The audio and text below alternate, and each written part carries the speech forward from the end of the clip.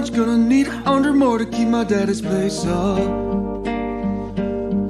3 years of taxes have gone unpaid, and my girl pulls her weight as a hotel maid.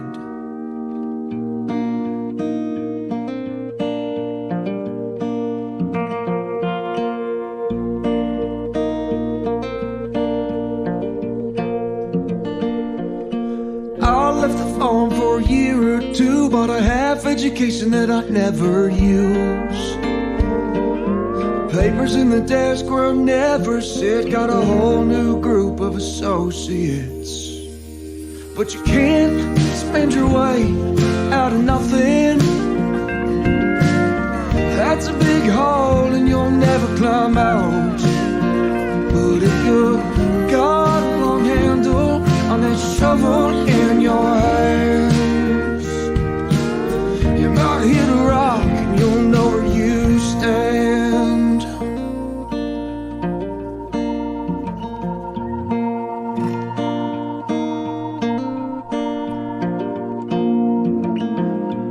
I broke a piece of glass with my fist last night, but I never really meant it to cause a fight.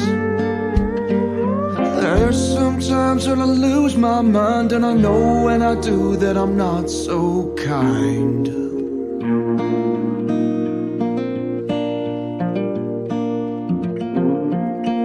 Thought about leaving a time or two, but the only good thing I got in this world is you. I can get lost and I can be free, but there's no telling what it'll end up costing me.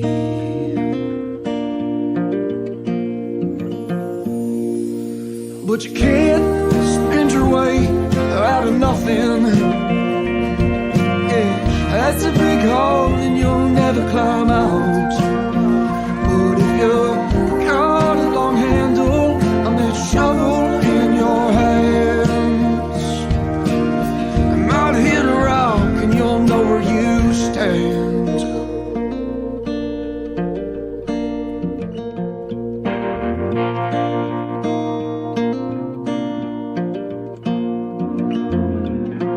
$250,000 don't buy that much, gonna need 100 more to keep my daddy's place up. 3 years of taxes have gone unpaid, and my girl pulls her weight as a hotel maid.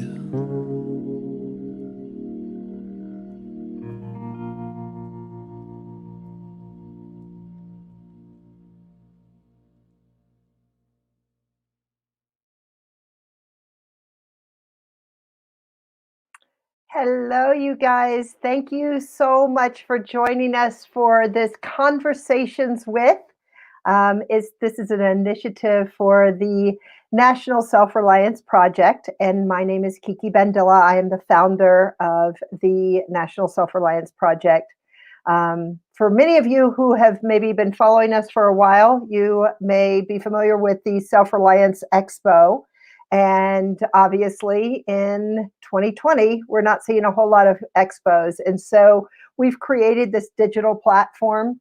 Our goal is to really just try to take the same experience, but on a digital version, and the same great speakers and information that you would get at the expo, to put it on a digital platform. So we don't have to wait until COVID magically, or until COVID is restrained, we'll put it that way. In the meantime, we have had just some great support from the influencers and leaders in the self-reliance industry. And for that, I am incredibly grateful. And we hope that you will continue to follow us.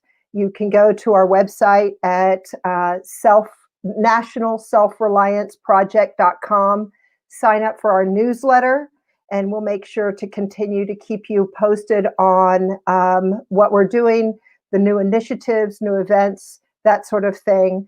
And then more importantly, we would really like to get your input.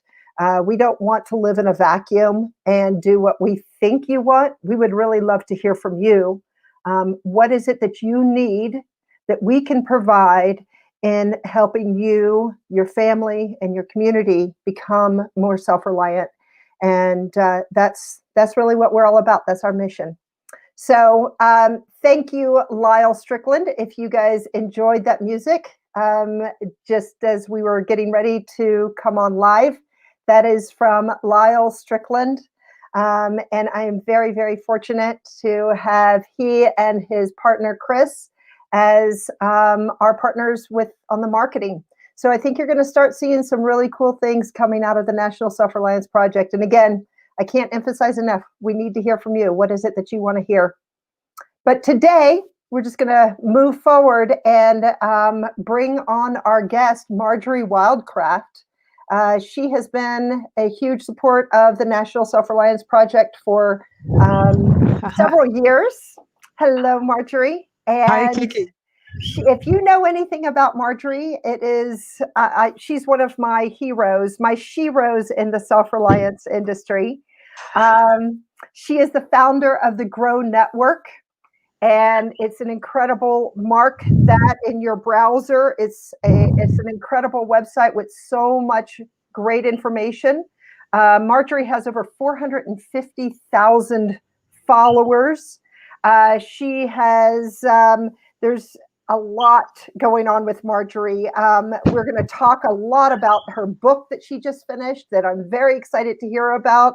But she has hosted Mother Earth News Online Homesteading Summit. National Geographic featured Marjory as an expert in off-grid living. And today, and this is the beauty of the virtual world, it doesn't matter where you are, because I'm in Colorado and Marjory is in Puerto Rico, and we're able to talk to all of you. So Marjory, let's just start. What we're going to be talking about is what's coming in 2021. Marjory has done a lot of studying, a lot of observation, lots of great context and information that she's going to be sharing with us. And my goodness, after 2020, I don't know if I want to hear what's going to happen in 2021, except if it's good, but it's all what we make of it. So I'm going to turn it over to you. Tell us a little bit about what you've been up to, Marjory, and what we're looking forward to in the future. Well, I think I ought to go a little bit into my background so people have some context. My own kids only think of me as the mom who gets mad at them because they left their clothes in the bathroom floor again. But I actually have a whole much richer and deeper background. My first degree was in electrical engineering, and I was an expat in Asia based in Hong Kong. I had always, my family, I grew up, we kind of hovered above the poverty line. So I was always really interested in wealth. And there was a man named Robert Kiyosaki who was teaching classes on financial wisdom. And this was long before he was famous for Rich Dad, Poor Dad. And I became a student of his. And, fast forward in time, I did start a few businesses, but then I moved to Austin, Texas, and created a very, very successful real estate investment business based on his principles. In fact, it was so successful, I was actually the lead testimonial on a couple of his Time Life infomercials, which I'm not totally sure I should be proud of or not. But anyway, if you're going to be successful in real estate, or in any kind of investing, you're going to be using OPM, and that stands for other people's money. And I knew where my investors' money came from, but I was borrowing like really millions and millions of dollars from Fannie Mae and Freddie Mac, and I thought, well, I should really look into their business models, shouldn't I? And when I dug into it, I was like, oh, oh my, this is not good. This is not good. And basically, I foresaw what would happen in 2008. And fortunately, I was able to unwind the whole portfolio. I had a bunch of investors really initially mad at me, but later on, they all came back and thanked me profusely. But what I saw was that the whole thing is wired for not just economic collapse, but a gigantic, to use the terms that are being used by some of the global authorities now, is a gigantic reset. There would be a fundamental change that would be planetary wide. And 2008 wasn't it. 2008 was pretty bad, but I knew that there was that it was actually going to be a lot bigger than that. It's actually the situation that we find ourselves in today. But I read all kinds of historical writings and interviewed all kinds of. I went to Cuba to visit survivors of the collapse there, Fernando Aguirre in Argentina, and then the Russian collapse, and even elders who had lived through World War II. Just, what happens, like, right, in hyperinflation, do we just all do the same thing, but we have a wheelbarrow full of money, in which case, if I get a wheelbarrow, I'll be fine, right? That's all I need. But no, and we will go into some of the preps, and of course the beans, bullets, and bandage defense and medicine, super important. But the biggest thing, by and large, that they all talked about was starving, being hungry, and so I thought, well, you got to bear in mind, I had been writing regularly $100,000 checks, $1 million checks. I'm structuring bigger and bigger deals. I'm hanging out with the rich and famous, and I'm like, well, I'll organize the farmers, right? So I get involved with a farm to table project. Turns out the guy in my county was the president of the Organic Texas Farmers and Gardeners Association, and we had a project to get locally grown organic food into the school system, and that whole project was an abysmal failure. And on the night it failed, I would not stop shaking, and it just changed my life completely. And what we realized was there was not enough food growing in the entire county, and Texas has some big counties, to provide part of the vegetables for one small rural elementary school. And I think everybody in the room there that was working on this project also knew, and I'm sure Kiki, and almost everybody watching this, there's only 4 days worth of food supply in the grocery stores. We've all experienced that now. And Austin to the west of me had 1 million, Houston to the east of me had 4 million, to the north and south, each 3 million, with Dallas and San Antonio. And I really could not stop shaking. And for years, I had wake up in the middle of the night with panic attacks and cold sweats. I could not be consoled. My friendships really deteriorated. My health deteriorated. I just went really, really, really into a deep, deep, deep, dark hole. And the thing that really pulled me out of it, which is where I think a lot of people are right now, or they're headed to, and let me tell you how to get out of that hole, is to take proactive steps for things that you really can do. And growing your own food is unbelievably healing, right? So, it took the universe like completely slamming me down to take me from my elevated perch to I always only thought people that grew food were going to be migrant workers or doddering old retirees, right? But I gotta tell you, it is the most amazing thing, and it's a wonderful activity, and it's healing, and it's proactive, and you get so secure and so confident, and and then being able to make your own medicine, it will change your life. You really, I wish I'd have done it without all that drama, right? It's just amazing, and that was really the genesis of the Grow Network. So in that journey, I was hanging out with barefoot crazies in the national forest. I was going to Paleolithic skills gatherings and learning the skills that so awesome. Cave women knew. How do people? The barefoot crazies in the national forest, they're not dying. They're pretty healthy looking with a nice little layer of fat. They're doing it right. So Bigfoot. Bigfoot's healthy. Exactly. He looks strong. So I just began to gather and curate all this super useful information for when everything completely changed and all the systems that we know and rely upon normally are collapsing. And so that'll lead us up to today. And a lot of people are really hoping for a W-shaped recovery. They're all really hoping that this vaccine is going to fix everything. But the problem is not a virus. The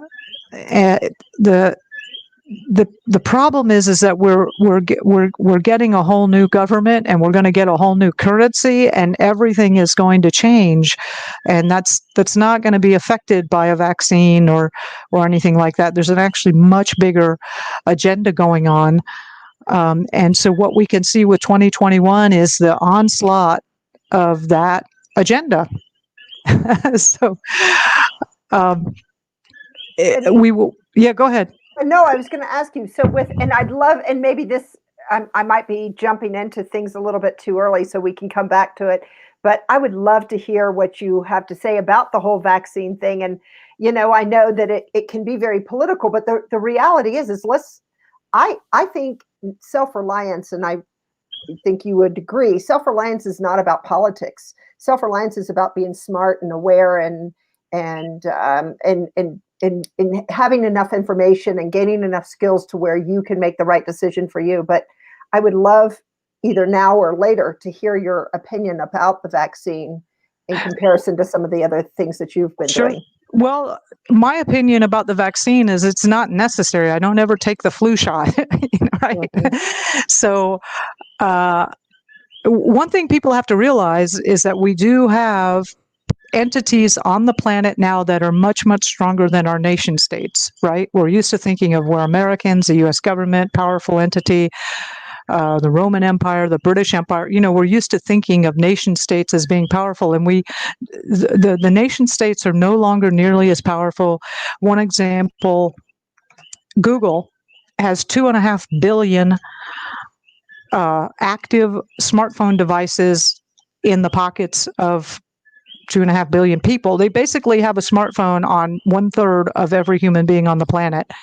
Everybody uses Google search engine. They know they have a file on everybody. They are way, way more powerful than any national government. All of the media, like 95%. And when I say media, I don't just mean news outlets. I mean television, entertainment, Hollywood, Bollywood, magazines, newspapers, internet sites are owned and controlled by 6 different companies. Basically, they're all the same outlet, right? And if you ever watch some of the news media, this is true. Like, they all just churn out the same story with slightly different word changes. But really, the global media is it's a thing, right? Mm-hmm. Oil and gas, forever they're everywhere, all over the planet, and they control all the energy on the planet. But the bankers, the currency, the U.S. dollar has hegemony around the whole planet, and the bankers forever have owned and controlled all kinds of things. The food supply, Cargill is the largest private company on Earth, and they basically have something to do with every aspect of food production and delivery on the planet.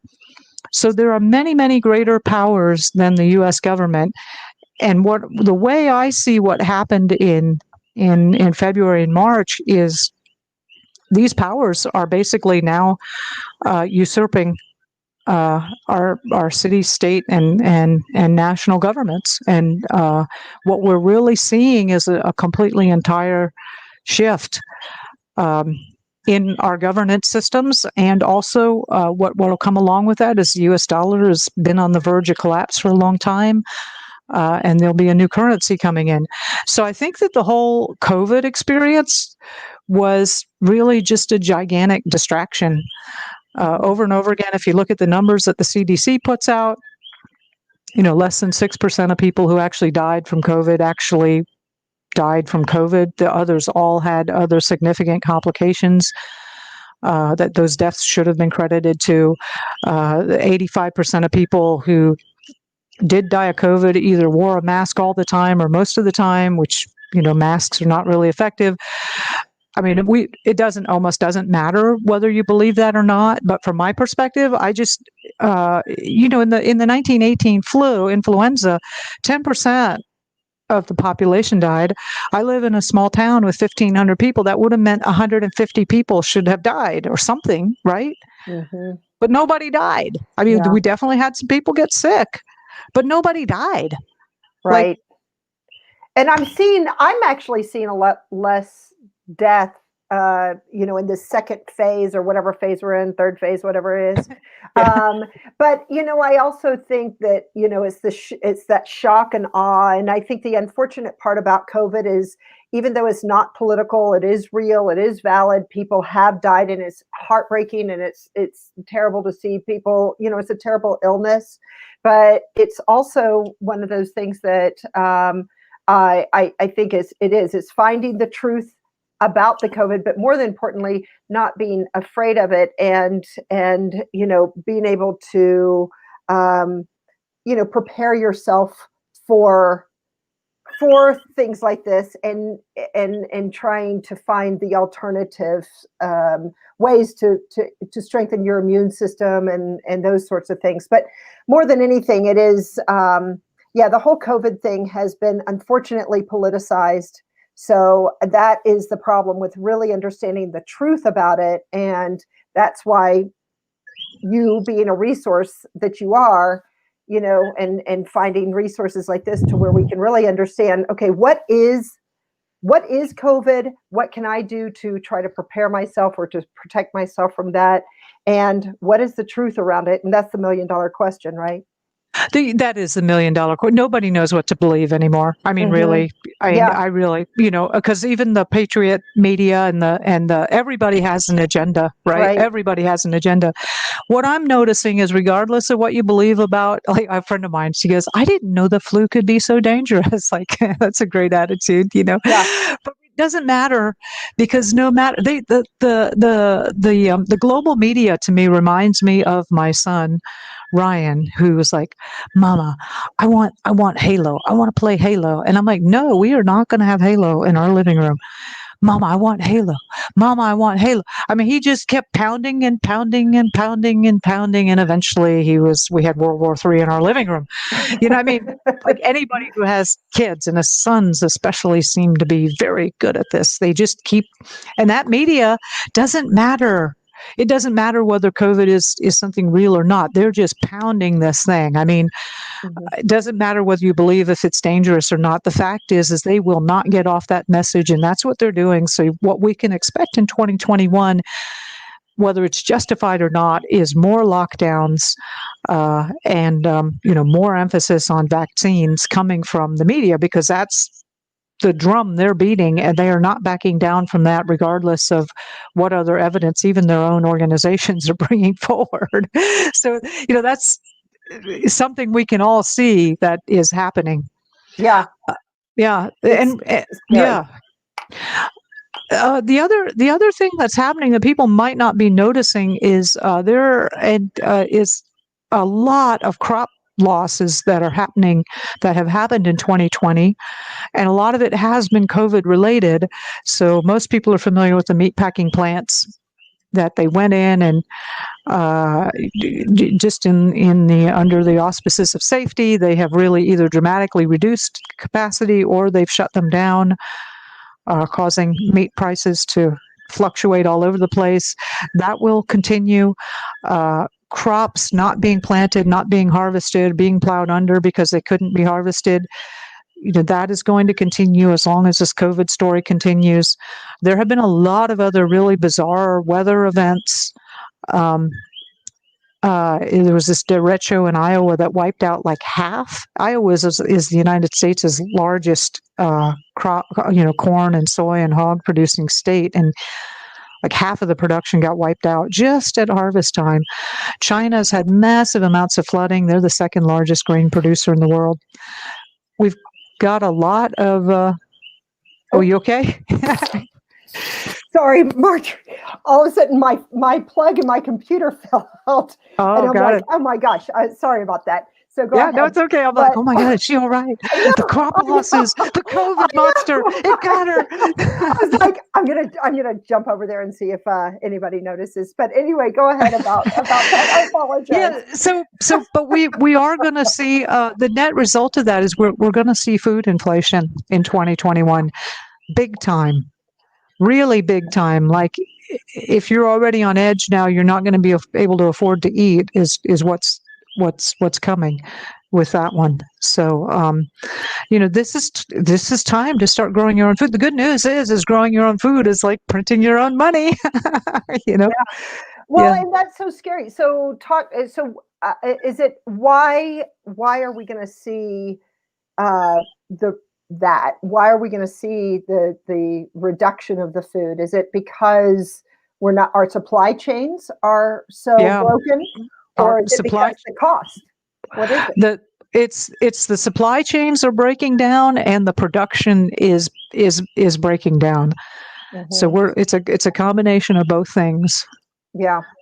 And are you finding how does America fare in comparison to what you're seeing in other countries? Are they more stable with regards to their food production and their supply chains, or are we being affected because of the globalism? We're all equally affected.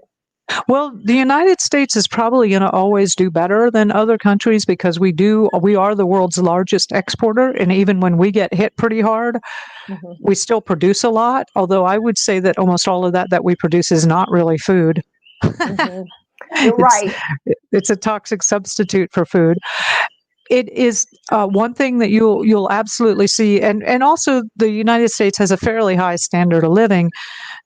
Half of the world's population, that's 3.5 billion people, live on less than $3 a day. And so the cost of food going up 10%, 50% is going to hurt them tremendously.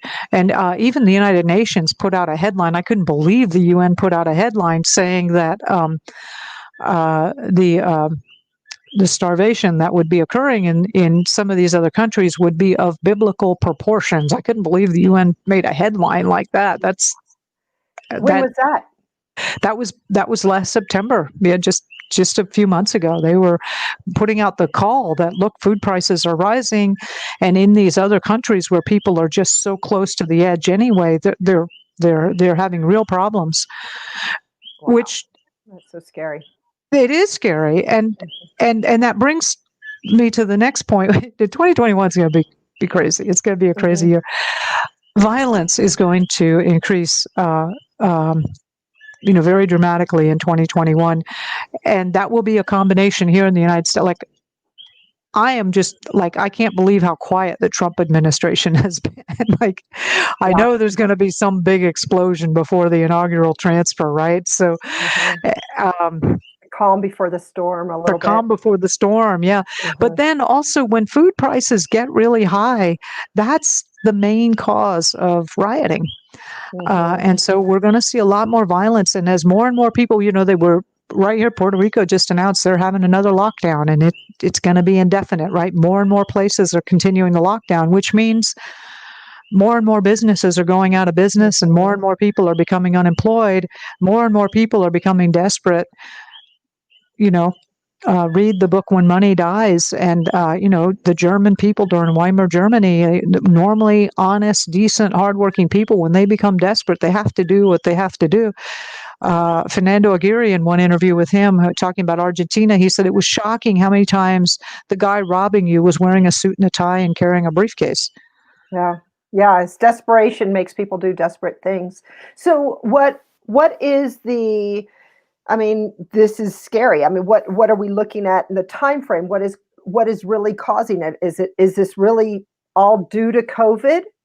Or, I mean, we knew in 2008, by the way, I was living in Vegas and I was working in real estate and I owned a real estate sales and marketing company. So I'm here now, and there's a reason for that because 2008 was devastating. It was horrible for so many people. But we know what caused that. It was very clear what caused that. What is really causing this going into 2021? Well, one thing I noticed was a year ago, September, the Federal Reserve had to inject $250 billion into the overnight Fed fund.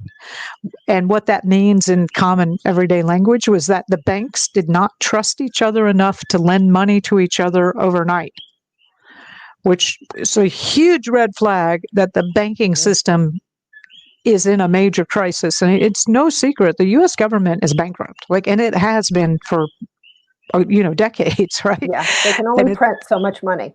and apparently they'll print a little bit more, but it's kind of like Roy Rogers said, you go broke slowly until it happens all at once, right? So Hmm. I don't know how much the COVID is just this huge distraction and a last ditch attempt at keeping things going, or that, or really, I really think that what we're actually seeing is the moves of a global governance that is going to be like the nation states are going to end, and that I think we'll see more of those power moves throughout the whole lockdowns. Yeah. Um, There's just that's it's just a fundamental shift in the world. And, yes, it's triggered by maybe COVID and, but the world isn't US, but we are all interconnected. So this is what I think so many people who were anti-globalists were so afraid of, that we this weren't is self-reliant. Yeah.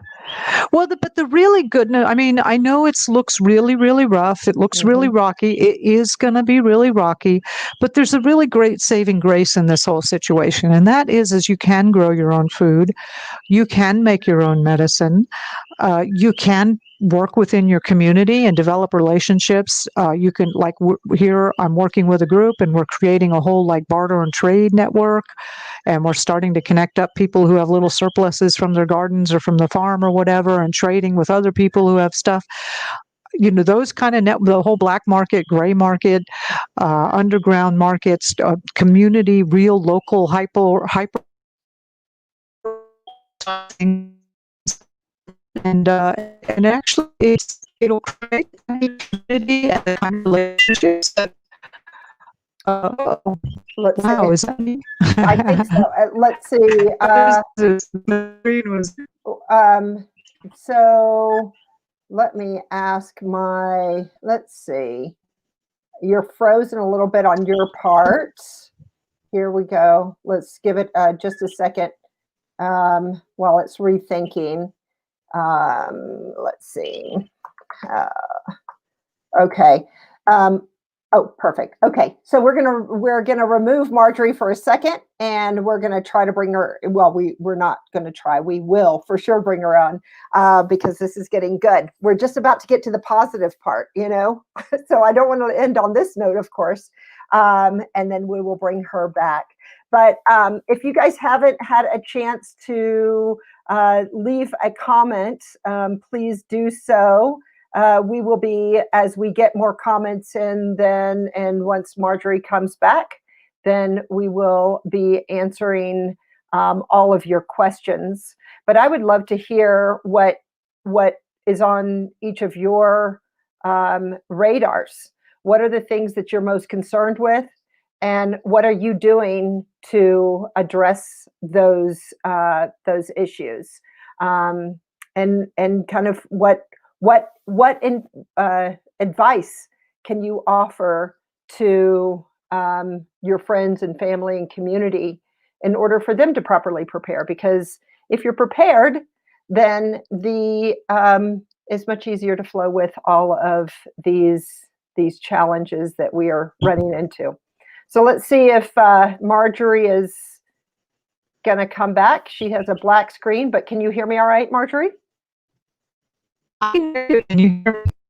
Yeah, it's breaking up a bit. Oh, there we go. Let's see. Let's see here. We'll figure this out. And this is the beauty of a virtual world that we're living in. And I was telling Marjory that one of the things that, on one hand, I really miss having the human contact, but on the other hand, I really love that things are much more authentic and real. So here you're back, Marjory. I think that Yes. you're no longer that frozen statue. We can't leave you with just the bad stuff, I right? know, We got that's to what I talk about the said. good stuff. Yeah. So really, I really do feel very, very optimistic about the future. I mean, we're going to go through a rough period, but what we're also seeing, the big shift is going from a consumer-based world to a producer-based world. and the sooner you get in alignment with that, the happier you're going to be. And also, really, this is a time to ditch things that weren't really truly bringing you joy and love. Find a new vocation or find a new thing that actually produces something real that is really deeply meaningful to you. And I will say from my own story that it could be really surprisingly humble. Like I said, I used to be doing all these amazing highfalutin finance stuff, right? And then I just found out how much I loved working with chickens and growing a garden. And it just really fulfilled me in a way that I had never ever suspected it would. Um, so many, if you're good at building, right here in our community, all of us want solar dehydrators. And there's a guy who's a carpenter, and he's like figured out how to make a nice, nifty little box with, a plexiglass. And, he's making these solar dehydrators for people. And somebody else has like figured out how to build smokehouses. That's usually the guys are real good at the building stuff. Someone else is like making tire sandals, and like, because footwear is right. Most footwear now gets destroyed pretty quickly. It's not real well made. And tire sandals last a long time, and they're super comfortable. Preserving food, canning food, growing food, making medicines. The whole medical system has been so corrupt for so long, really. So have you really always wanted to be maybe a midwife or maybe an herbalist, or have you always wanted to grow medicine or make medicine? Follow that heart. Start looking at what you can produce that's actually useful and needed, and really, but have it be something you love. Like, make this transition be something that's a beautiful chapter in your life, and focus on it from that perspective. Absolutely. And I think that that's the thing. I think that what we're going to do, we're going into a global shift, but it's not necessarily a bad thing. When COVID first happened, or when we had our shutdown, I started seeing families coming together and eating around the dinner table again. I saw people, I called it a global timeout. Now, there was a lot of things that didn't go very well. But at the same time, there were a lot of really wonderful things. And if we could focus on those things and figure out how can we get back to those, cooking more, actually home fires went up significantly by 20 to 25% because we hadn't been cooking for such a while. We're doing everything in our house now, but, so there's a good and bad, there's a yin and yang to everything. And I think it's really comes down to what are you focused on?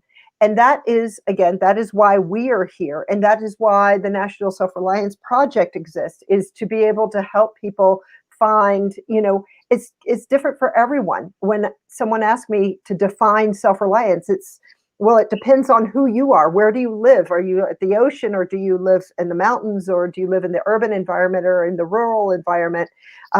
So make a determination as to what's going to work for you. Where are your blanks? But with that said, Marjory, where would you, let's talk about the survival toolkit and some of the different resources and things that you've seen that really, really work and help people really to thrive. Yeah, well, just as you'd mentioned about fires going up, I mean, there will be more accidents and injuries as we shift more toward a more active lifestyle. And so one of the things that we have, like certainly one of the things that I noticed when we started becoming more active homesteaders was, more cuts and bruises and lacerations and things like that. So one of the things that's in the toolkit is, how to treat a big wound like that, right? We've all seen how the medical system is either overwhelmed or they have nobody in it and they have to close because there's nobody, right? So, I mean, we can already see that the medical system is dysfunctional and can't handle much. And you don't want to go there anyway. So, how to treat and they're great processes. There's also a lot of herbs, and a lot of them are wild weeds growing in your yard. So we have the Apocalypse Apothecary. I think it's one of the funny names we came up with that. The basic skills of preserving food. So we have a whole thing on how to build a smokehouse, and how to cook with a wood burning stove, how to cook with how to cook with the sun, how to make a sun oven, and how to cook with the sun, which actually doesn't burn things. That's actually pretty cool. I like sun ovens for that reason. Lots of ways to prepare foods that are not as energy intensive. And then we have a whole bunch on different ways to preserve food, and then a lot of practical skills, again, like how to build a smokehouse, or uh, how to make buckskin clothing, even, which is really cool. Buckskin is amazing material. The reason that they could make moccasins out of buckskin is it's so incredibly tough that you could walk around in it. It's not like normal cloth that we have. It's really, really an amazing That is material. interesting. Yeah. So that is very, what would you say would be really the top? So let's talk about, the person who is in a more urban or suburban environment. They get up every day, they sit in traffic to get to work. They, right now, if they're going to work, or they're quarantined. But someone who hasn't really been putting a lot of thought into self-reliance, what would you say to that person are the top things that they really need to consider first and foremost, and do it now, not acting out of fear, but acting with a Out of prudence. exactly, with a proactive mindset? What would you tell them? Definitely get some backup food supply. At least 3 months. A year is going to be better. And start learning to grow right now. So herbs on a windowsill, sprouts on a tray in the thing. Maybe you're going to backyard chickens. Learn to grow food, because that is going to be that over and again with all the interviews I did. Hunger by far was the number one issue. And we do know, with all the crop losses that are occurring, that the prices of food and the availability of food, and we've already seen it. I mean, everybody here has already seen those empty shelves. And to be honest with you, I watch my stores, and they never have really fully regained. They kind of push everything to the front. And there's some missing stuff here that they put something else. You know what I mean? It's the supply chains are having lots and lots of problems, and that is just going to continue. The more they have lockdowns, the more that's going to be. So definitely make sure you've got some backup food supplies, and start learning to grow some food. If you're dependent on any kind of medications, prescriptions, get as much of a backup supply of that as you possibly can, and then also start to learn about the herbal alternatives, or what you can do to take care of that in a situation where it's really difficult or impossible to get medicines. And then I would recommend really focus on creating some kind of side business for yourself where you're actually producing something useful. Maybe you're really into 3D printers, and you can print out something that people need, right? Could be high tech, could be it could be learning how to take a railroad tie and forge. And the guys love blacksmithing. Who hasn't dreamt of being a blacksmith, and making that into a high quality knife or something? These kind of skills are going to triumph stuff every time. I agree. Yeah, I agree. I think, and again, look how far we've come in our world. I mean, we got here some way, and we got here because of our ancestors.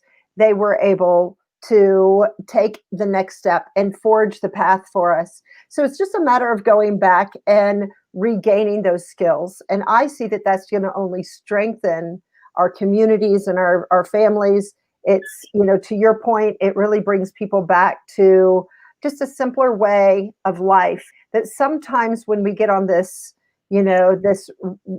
this crazy, wheel that we can't get off, there's a lot of very obvious things that we can do that we're just not taking advantage of. I have a couple questions from, and I don't know if I'm saying it as Word Wildman.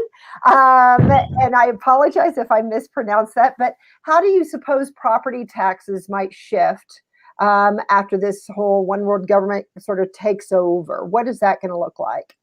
I honestly don't know how that works, and what I would say is just going to be really, really speculation. In the short term, you can pretty much guarantee that taxes are going to go up, right? Because every city and state has basically cut off a huge source of income, right? They've just destroyed so many small businesses that were paying taxes, hotels that were paying, the tourist fees. And, when you destroy your small business base, you're destroying a huge section of income. That'll also be contributing to more layoffs, as they're going to have to lay off, city and county and state workers and employees, because the budget's just not going to be there. So in the short term, and it's already happening in a lot of places, they're already announcing they're raising property taxes, they're raising this tax, they're raising that tax. And I'm pretty sure Biden has made that publicly, like that's part of his big agenda is to raise taxes. So in the short term, that's absolutely what we're going to see. There's a lot of speculation in the future once the one world government comes about a debt jubilee or zero taxes. There's a funny video, well, not funny, well, it's a video coming out that where this guy's real happy and it says you'll be happy and you won't own anything. I honestly don't know what to make of all of that, right? That's a little too far out there for me.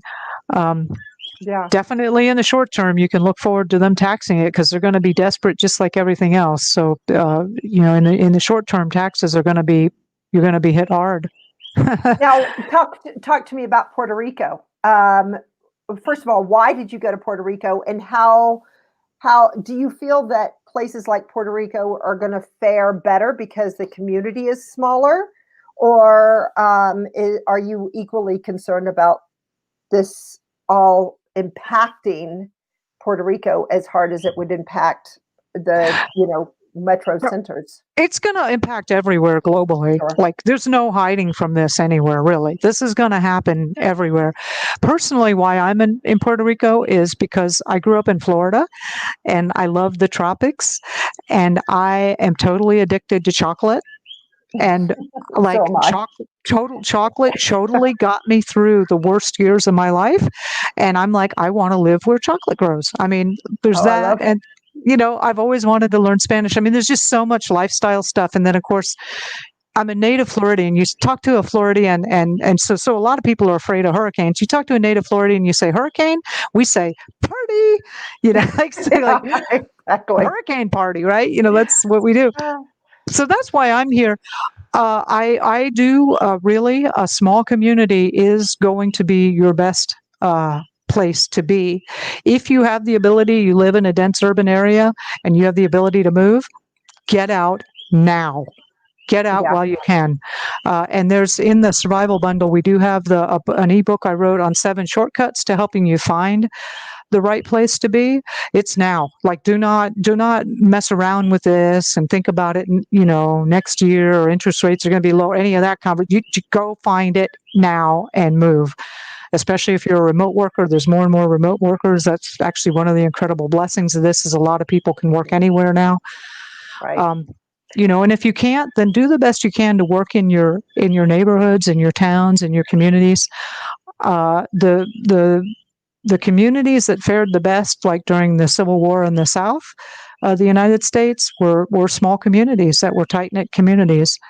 And that's really what self-reliance is about. Self-reliance is, as its term implies, is sort of a misnomer, because it's not, you can't really survive on your own, but you can survive in a community. And you were just talking, just before we started this, you were having your eggs and your greens for your lunch. And what I loved is that you're like, yeah, these aren't my chicken eggs, but they're chicken eggs that I got from my neighbor because we trade. And that's really the kind of lifestyle and communities that we're going to start seeing. Would you agree with You that? know, and that's what's so beautiful about it. Like we've all gotten so independent, uh, our kids are like, oh, don't worry, Social Security's going to take care of mom and dad, and we put our kids into public school, and the state raises them, and there's all these family bonds that have been broken, and we don't have to care about our neighbor because if his house burns down, the insurance will cover it. All of those systems are disintegrating, and we're going to go back to relying on each other and working with each other. And you know what? That is where the richness of life is. I agree 100%. It really is, and I Yeah. know these are going to be hard times. They really are. I'm not trying to give you any illusion about that, but also there are beautiful things that will come out of that. Beautiful friendships and working with people. When I was in Texas, we built a community. I spent years building more of a self-reliant community. It was not that everybody was perfect, like I knew when we were creating an event, we would have to tell the Costells it started an hour earlier. Like, right? Yeah. It's like, or, you knew you would have to kick out Andy because he was going to stay all night. I mean, you learn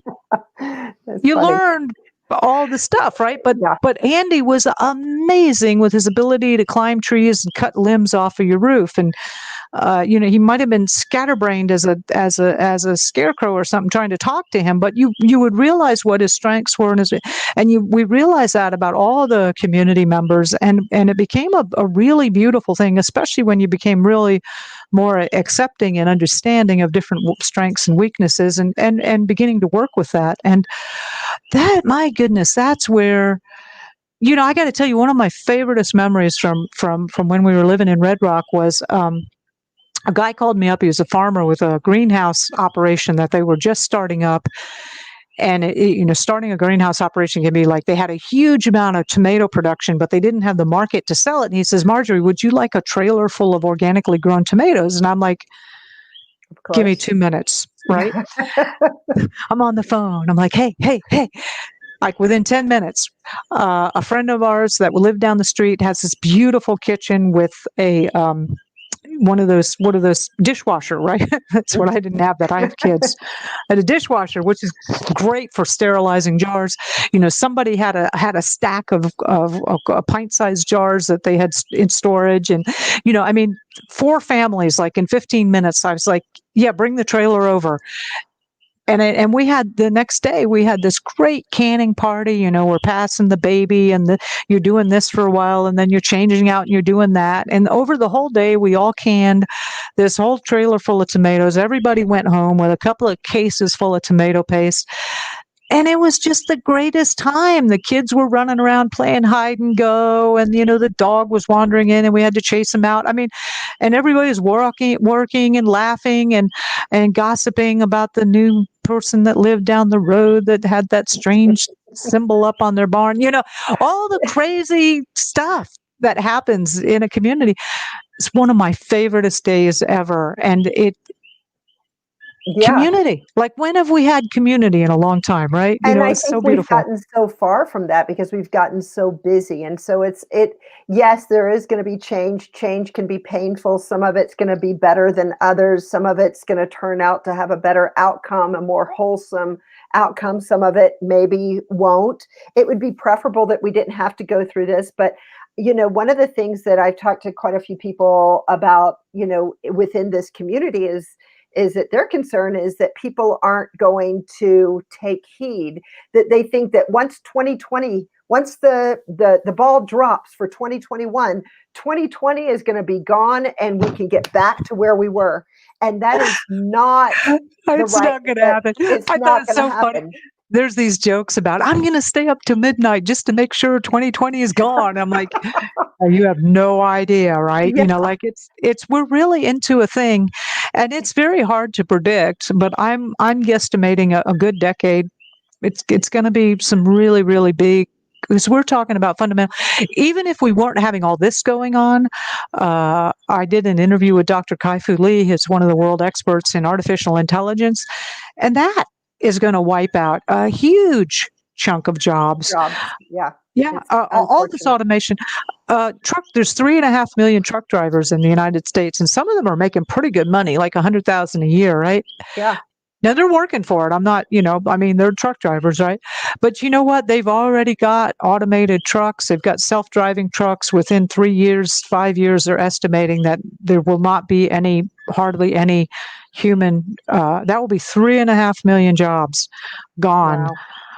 Yeah. So And there's some good things to that, but there's the counterpart to that as well, is what do these folks do for their jobs? So, and I think more industries are going to crop up as a result of this new totally. life. But I think really to me, what the message is that this is not going to go away on January 1st, 2021.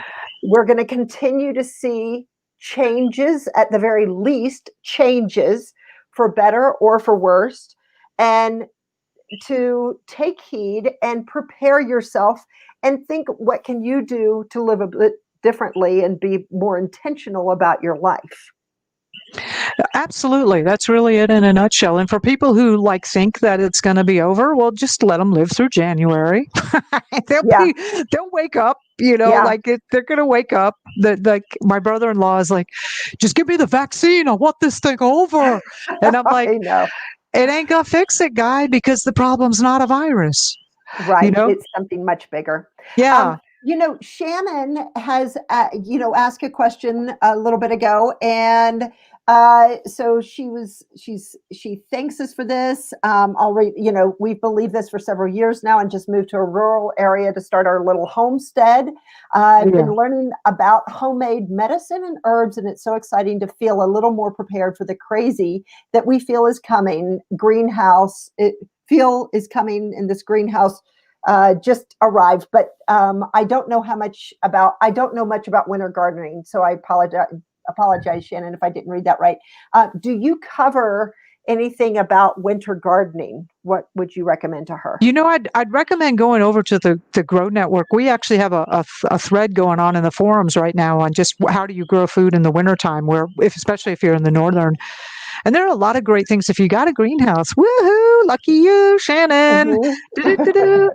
You're really ahead of the game. And there's lots of wonderful greens that'll grow all winter long, especially if you're even in the far north. If you've got a greenhouse, like kale and the brassicas family, and the Brussels sprouts and broccolis and arugula. I love arugula. Mhm. So lots of wonderful greens will grow through the winter time. Don't waste your time on tomatoes in the winter, unless you're like, yeah, just don't waste your time on that. They don't want to grow in the wintertime. Yeah, you yeah. know, um, yeah, Plant with what you're going to have success with, so you don't get discouraged. Is what we have I some kind of some learned. people with some interesting ideas like mushrooms. I'm like, you know what? You could Yeah. totally grow mushrooms in a closet in your house or something. I think during the winter they don't need some sprouts, herbs. There's lots of Mhm. stuff. I actually, even though I have here, I'm thinking about raising quail indoors just to see what that's really like for apartment dwellers, and they could produce, eggs, and then you can also grow some trays of greens to feed the quail, so they Mhm. get fresh food. Really, I think the thing to do is when you set your intention, like I want to grow food, even if you're like living in a little tiny cubicle somewhere. Um, if you set your intention, you say, I want to grow food, or I want to start gardening, or I want to start having chickens, and you really open up your heart and you open up your mind to universe, show me. The universe will respond. It's Mhm. amazing the miracles that will come to you. It really is true that if you genuinely have an open heart and and it's true for almost anything, like I want a car or whatever it is, I want a trip to somewhere, whatever it is that you might want. If you really put some intention to it, and intentional thought and heart and emotion, and the universe really does. It's a much more magical place than we have been led to believe through Newtonian physics. I agree, and I think that that's what we're going to really find. I think we're going to go back and again find a time that we are able to to recognize some of those things that we've taken for granted, because of modern luxuries and technology and what have you. Have you ever read the book Animal Vegetable Miracle Oh, by yes, Barbara. Yeah. Oh, that Yeah. is such an amazing book. And that was one of the books that just really turned my world upside down. And I thought, and she talks so much about community and the person who makes the cheese going to the person who, whatever, the sheep cheese versus the cow's cheese versus, whatever. And it's a fantastic book to really understand and conceptualize what a self-reliant community looks like. And that's what we're going to head back to, you Yeah, know. it's And exciting. I don't think it's anything to be afraid of, especially if you know that. I know that, like let's just start moving that way. If you still have a job, well, that's great. Use that to fund something else, and especially something, make it be something you love, like you love doing, like, do Yeah, you love chopping wood? Who knows, right? Who knows what it is? Do you love collecting acorns? Do you love, my experience, as I said, the universe almost needed to send a semi truck to beat me down and say, look, look at this other really meaningful, beautiful activity that you've been ignoring all your life. And I'm like, oh my gosh, that's so amazing. So that kind of opening, I think, is what is going to just be happening to everybody. So open up your heart. And it's, we've been through 2020, so we all know that we're in the midst of tremendous change.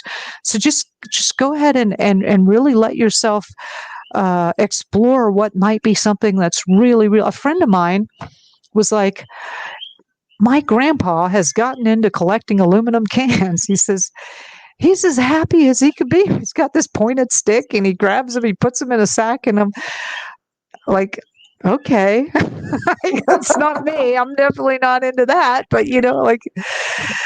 you know, whatever your heart is going to it. There's so many great healing. Like, I have to say, I have this secret, like I would love to be a midwife, right? But that is not going to happen. But what do you really what is really calling to you that you would like to do? And And it's a different kind of a currency too. We're not talking, because there is going to probably be a devaluation of the dollar, especially with mass inflation.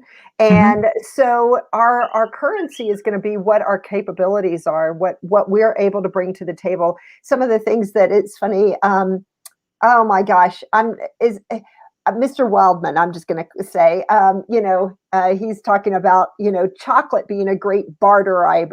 Oh And, yeah. and he says, I'll split and sell cords of wood to keep the tax man at bay. And I really do.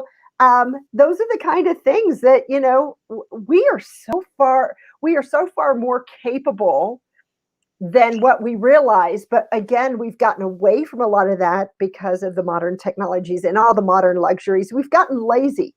So it's about going back. And then for those who are handicapped or disabled or what have you, they also bring just their heart to the table. And that is the importance of bringing a community together so we can all take care of each other and contribute to this community. And I know it sounds a little bit utopian, but I do think that that is what survival is going to look like. And it's really not survival in a bad sense, but survival in a really in thriving versus surviving. I agree. It's really and it will be difficult, and it's a big change, and oh, I used to be a computer programmer and now I'm whatever I'm doing, I'm building smokehouses or something, right? Mhm. But again, let your heart lead you, and if anything 2020 has done is it's helped to really shatter a lot of structures that Mhm. were keeping us locked into fixed opinions. And so that's the great thing about it. So I Absolutely. have, of all the adventures I've been on, I've often had my video producer with me, or whipped out a handy cam and collected a lot of really, really great information from people who live this lifestyle. Wonia Tybolt on how to live without refrigeration. Thomas Elpel on botany. How to start really looking at botany from pattern levels and being able to identify plants so much quicker. How to I have several friends in different regions that they get up in the morning and they do a loop around the county roads, and they pick up roadkill and process roadkill, package it up, and they have got a whole Oh my, business selling meat, you know? wow.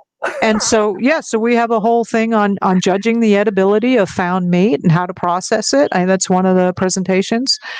I got to tell you, roadkill. I was amazed at how tender and delicious. And I was talking to Matt, actually, this one guy I know that does this, and I said, Matt, that meat was so tender. I was so surprised. He said, yeah, well, if you think about it, most hunters, when they're hunting, they're doing it during the rut.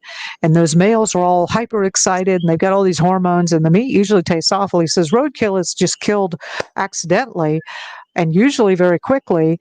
And he said, and it's often not in that rut season. And the meat is actually really, really delicious and tender. So, but I mean, there's lots of Wow. creative ways to create businesses. And so the toolkit, the off-grid toolkit, is just a whole bundle of these really fascinating and interesting people who have been living these different off-grid lifestyles, and how do they do it, and what skills can they offer us as we start to venture off into those kind of lifestyles ourselves. So, it's like 12, 15 years of collecting different interesting presentations. So it's a Yeah. pretty cool thing. You won't find that on YouTube, that's for sure. Well, and so for that, you guys, we're going to be putting in the comments, we're going to put the link for the off-grid toolkit. How much is that, Marjory? What is the cost of the off-grid toolkit right offhand? I think it's about $40 somewhere in there. That's So it's really nothing. not that much. Yeah. And it all comes, it's fully downloadable. The videos, the transcript, the audio, it's all fully downloadable so that you can have it on your computer in case of a problem with the grid. And yeah, it's just really, really fantastic. There's some ebooks, and there's one ebook. So I got bitten by a copperhead snake, a venomous snake, and there's a little ebook we wrote about the story of how we treated that at home, which really can be pretty inspiring as to the levels that you can achieve when you get really good with home medicine. There's also the 7 shortcuts to finding the perfect survival retreat, and then another ebook on how much land do you need to be fully self-reliant. I think there's another one, a chart with the top 25 herbs to know about for medicinal properties, most of them most likely growing near you. So the off-grid toolkit, and you've got the link down there in the show notes. Yeah. Absolutely. And I know that we're going to probably have to wrap up here. This has been so great, but there's so much. And what you have done is just tremendous, Marjory. One of the questions that actually I was listening to your webinar yesterday, and I thought it was a great question, is what do you do if you're vegan in terms of, staying healthy, staying strong, getting the necessary proteins and foods that you require? A vegan diet, I actually was a raw vegan when I started this whole adventure, 18 years ago. And it's a really, really difficult diet to grow on your own. It is possible, but one of the harsh realities that came in for me is that animal products are just so much easier to produce, and they're so much more calorically dense, and they're also much more nutritionally dense. So it's it's going to be a tougher. You just know up front that it's going to be tougher. You're going to get really good at growing beans for your protein, and grains, wheat and oats and those kind of things for your potatoes, sweet potatoes for your staples, and then of course your assortment of greens and other things.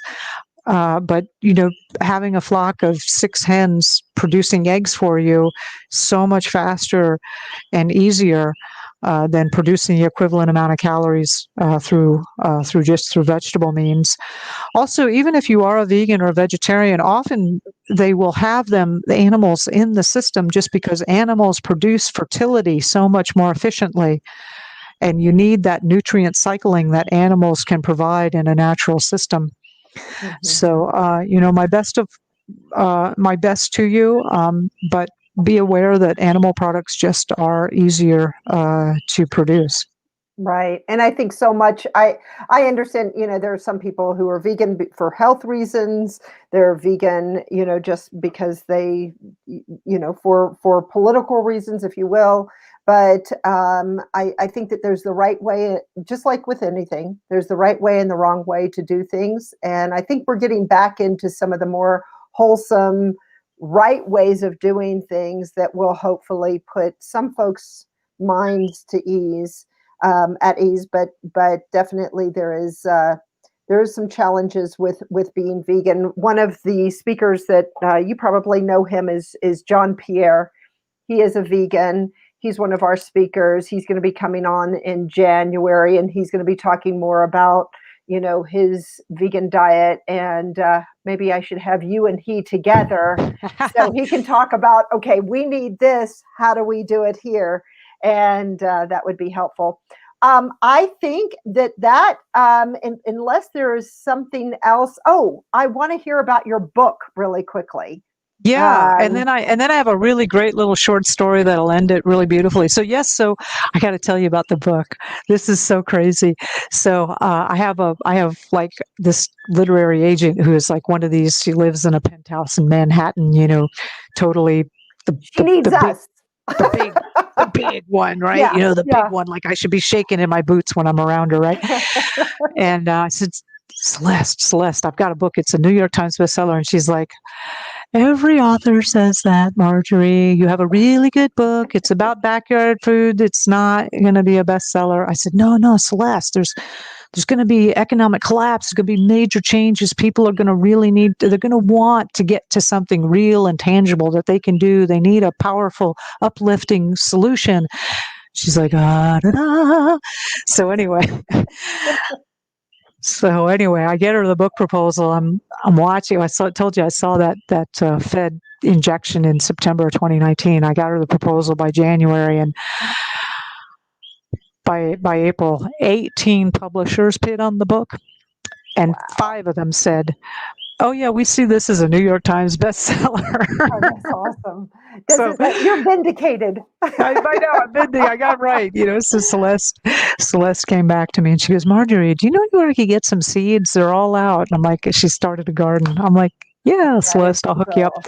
Anyway, there's one other story, and that is, there's a really young, it's a Native American story. I don't know which tribe, but there's a young boy has a problem. He's talking to his grandfather, and he says, "Grandfather, can you help me with this problem?" And the grandfather says, "Well, son, it's like this." He says, "What you're talking about is like a fight between 2 wolves, and one wolf is a good wolf. It stands for integrity and trust and honor and protecting those that you love and being wise. And the other wolf is just mean and vicious, and it'll steal, and it's angry. And the 2 wolves are having a fight, a really vicious fight." And the grandson says, "Well, grandfather, which wolf wins?" And the grandfather said, "The one you pay attention to." Mm-hmm. Yeah.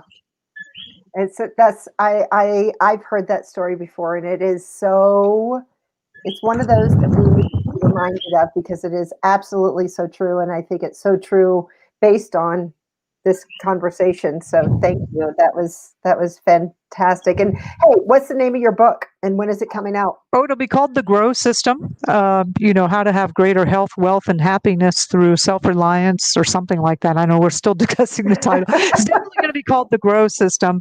Okay. And I promise you, there's nothing like an author getting ready to promote a book. You will hear from me. Oh, good. Okay, well, we'll do this. What kind of time frame are we looking at? That's coming out next May. Yeah. Oh my gosh. So May 2021. There you go. We need it in January 2021. We do. That's okay. We do. You can't push a publisher. They're like dinosaurs. Yeah. Especially Celeste. Celeste wants to. So this is awesome. Marjory, thank you so much. I really have enjoyed this. And you'll come back on, I hope, and we'll talk about your book. And it would be kind of fun to maybe get you and John Pierre on the show together. And yeah, I'm super excited to read your book, and I'm a little nervous about 2021, but you know what? If we prepare right, if we get resources like what you've created, with the survival, off-grid survival toolkit, and then there's all kinds of other things. The elderberry juice, elderberry cough syrup. Yeah, that's yeah. great So stuff. Yeah. keep drinking that, and we will put all of these on our, they're in the comments and also on our website. So thank you so much. Thank you for having me on, Kiki. Good night, everybody. It's been great spending time with you. Come check us out at the Grow Network, and just keep breathing. It's going to be fine. That's right. We'll get through it. Thank you, my Yes. dear. Take care, you guys. Thanks so much. Bye-bye.